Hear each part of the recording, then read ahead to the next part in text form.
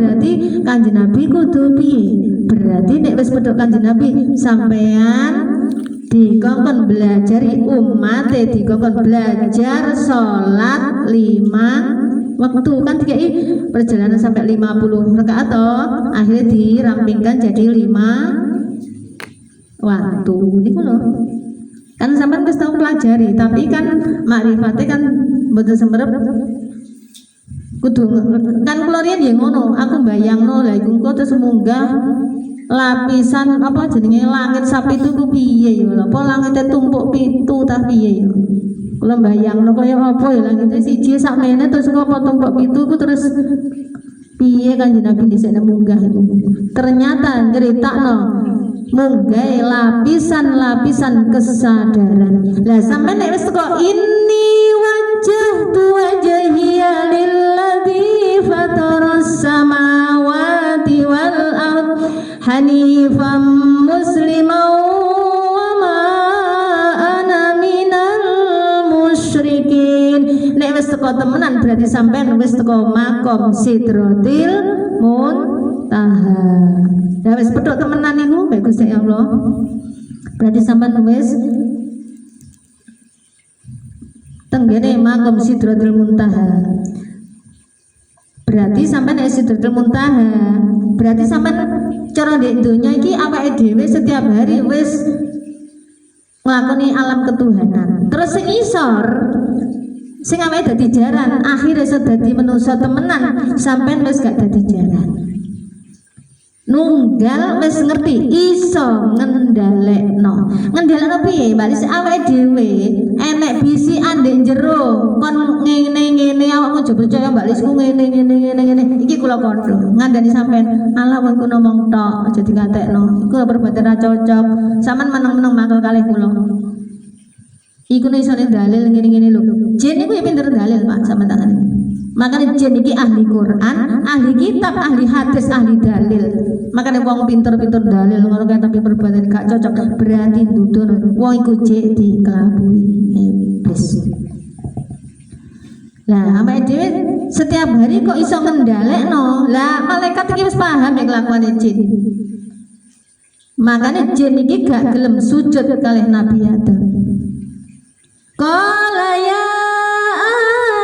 uskun anta wa zawjukal jannata wa kula minha ragadan haitsu syi'tuma wa la taqraba hadhihi syajarata fatakuna minadh zalimin.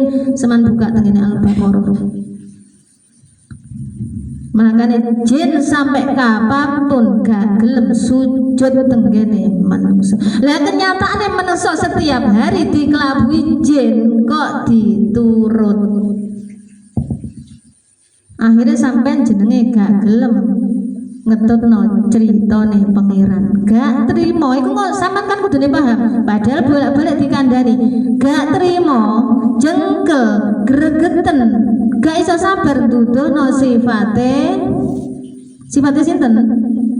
Sifate jin iblis. Baik wong ahli Quran, ahli kitab, ahli dalil, kabeh iki jin iki soalnya pinter. Pinter ahli hadis, ahli kitab, lha gurune malaikat kon gak hafal.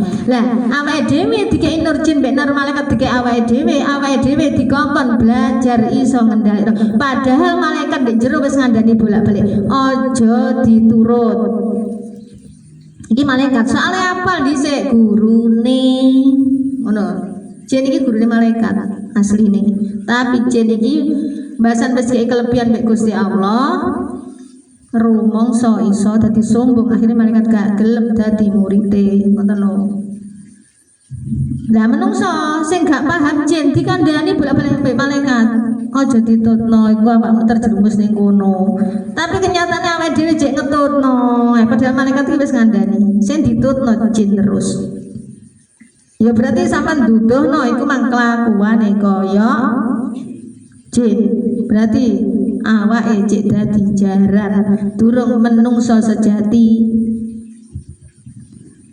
jenenge Anas dekne makane ditutup kayak surat Anas, dimulai Quran dibuka surat Al-Fatihah ditutup dadi Anas. Tenggene surat Anas iku lho. Kan bahas menungso. Lah menungso nek wis paham diciptakno asal usule menungso sampai ke menungso kudu piye. Nek wis dadi menungso sempurna sejati, ya iki jenenge menungso temenan, menungso sing sampurna jenenge insan kamil mukamil. Insan kamil mukamil kudu piye Mbak Lis? Ya kudu iso ngendhalekno iku mang. Enek apa-apa gak pangkling, paham sifatnya Gusti Allah, sifat-sifatnya, wis mencintai Gusti Allah, wis dicintai Gusti Allah.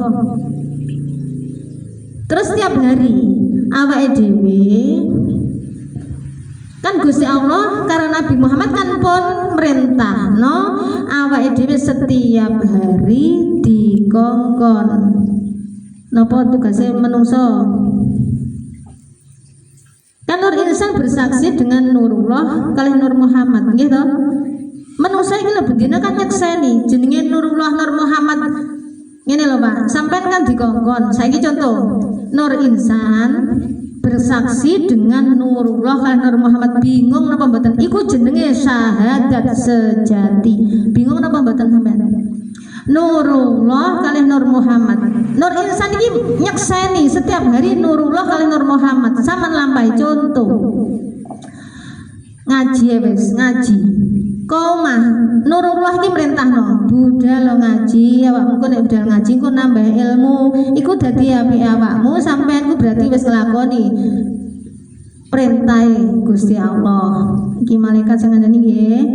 Akhirnya jenenge Allah merintahno, berarti Muhammad sing tanggung jawab. Nggih, kula tak budal. Akhirnya sampean dibudalno jenengan atas kekuatan Gusti Allah, sampean dibudalno temenan. Lah terus sampean sing dadi pelaku Nur Insan, sampean eling, oh iya omahku kaya Bu RT beragu. Aku mau perjalanan kliwat kono sampai teko Mbak Lis iki mang. Terus aku belajar temenan nang Mbak Lis, aku belajar ilmu iki mang wis tak belajar wis tak tulis temenan. Iki jenengan nyekseni temenan jenenge syahadat sejati. Iku jenenge syahadat sejati. Lah nek nur sejati piye Mbak Lis? Nur sejati ngeten. Ruhullah, roh Gusti Allah jenenge asale dhewe iki napa? Asale jiwane atine dhewe iki jenenge napa? Roh Gusti Allah ta jiwane awake dhewe kan ruhullah. Roh Gusti Allah. Roh Gusti Allah iki didekek tenggene Nurullah, cabange Nurullah kalih Nur Muhammad, asale teko roh Allah.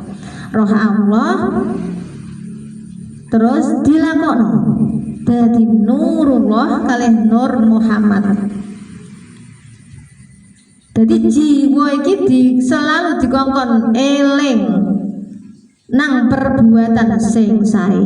Iki jenenge Ruhullah. Lah terus nur sejati. Awake dhewe nek Nurullah kalih Nur Muhammad dadi nur sejati niki piye, Mbak Lis? Prakteke aku kudu piye? Niki kan nduduhno ilmu to. Oh, tiba Nurullah Nur Muhammad iki jiwa eling sing apik. Terus aku kudu piye? Awake dhewe nek dikek cerita pangeran diperintah Gusti Allah budal-budalo nek enek perbuatan apa wae awake dhewe dikongkon berprasangka sae. Maksudnya nunggal nang Gusti Allah sing dilakokno wong iku mang sing nglakokno Gusti Allah dhewe. Sampeyan pahami kabeh iki wujude Gusti Allah. Ngene contoh Pak Ripa iki mang dilakokno Gusti Allah lapo. Contoh sing elek Paknya.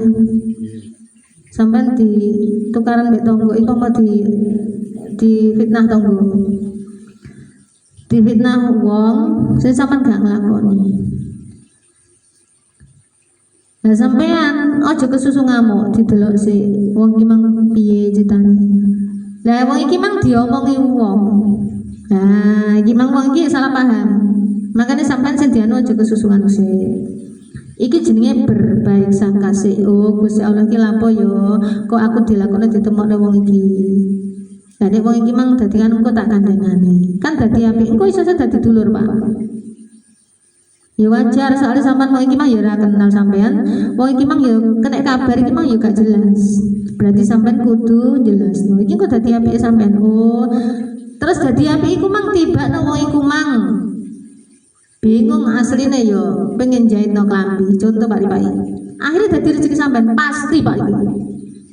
Lah sing tiang-tiang sing dereng semper perkara niki. Setiap menapa sing diadereng teng jenengan barang elek, perbuatan sing elek sing dereng nanti jenengan ambil hikmahe.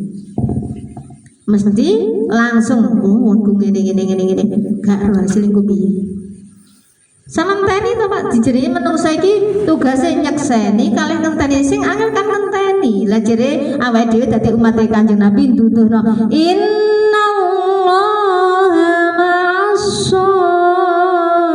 sabirin.